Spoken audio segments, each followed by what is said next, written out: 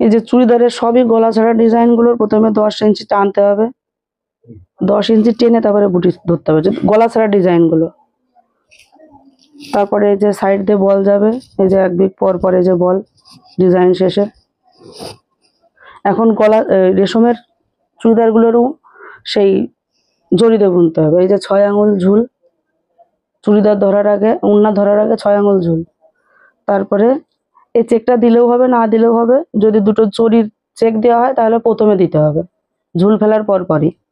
তারপরে এই যে আঁকিয়ে জড়ি দিয়ে বুনতে হবে, আঁকানোর পরে শুধু আঁকানোটুকুই জড়ি দিয়ে, ওড়না শুধু যে হাতের কাজটুক আঁকানো কাজ সেটুকু শুধু জড়ি দিয়ে, বাদ বাকি রেশম। এই যে আবার এক বিট পর পর এই যে বল চলে যাবে, এইভাবে গিয়ে ওই পাশে যখন ওড়নার ওই মাথা আসবে তখন আগে আঁকাতে হবে।